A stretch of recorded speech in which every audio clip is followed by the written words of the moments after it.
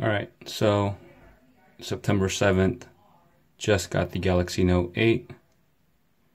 If you look right there by the camera and front-facing camera right there, you can see a little chip in the glass.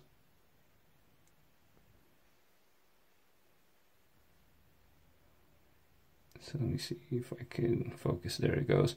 Right there, right between the glass and the flash. So obviously didn't drop it, didn't do anything to it because this is a brand new phone, but you can see right there that there is a little bit of a damaged portion of the screen. So hopefully Samsung takes care of this, otherwise I'm filing a credit card dispute.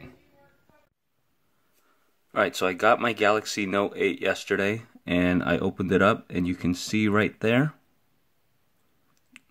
that is a minor hairline crack in the screen.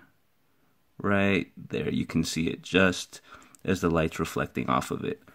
So before somebody says I dropped my phone, let's actually look at the top of the bezel, because it's perfectly fine. So if I dropped it and there was enough pressure for it to crack, you would see a chip in the bezel or a dent. You don't see any of that. But I still have this scratch or this chip right there on my Galaxy Note 8.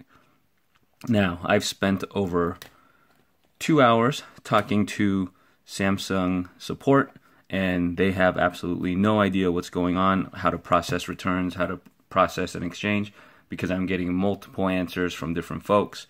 I've emailed the corporate office, I've used the chat feature, and basically they're just giving me the runaround.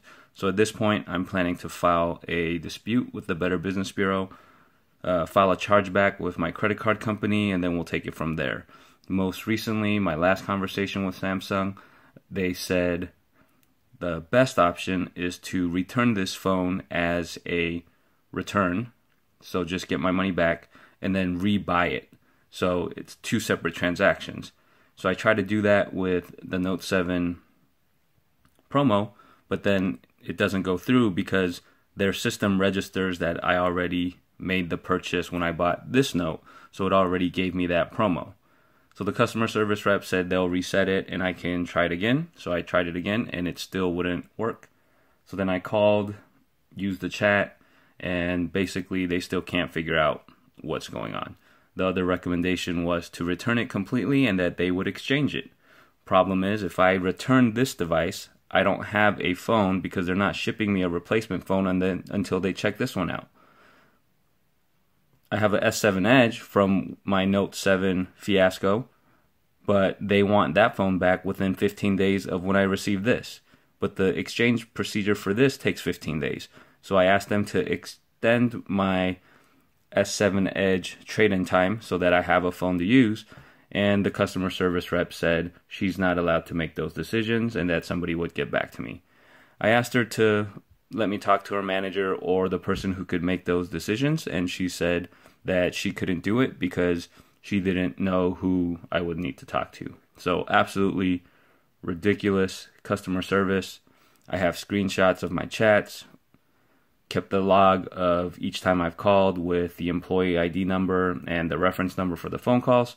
So hopefully Samsung does right and takes care of this, because obviously that right there is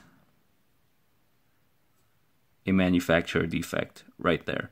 I mean, it's just a really minor crack, but when you're paying $1,000 for a device, you shouldn't have an issue like this. And if you do have an issue like this, they should take care of it as soon as possible. So I'll keep you guys updated on what Samsung does, but considering how they handled the Note 7, not really keeping my hopes up with their customer service, but I'll see what happens and I'll give you guys an update.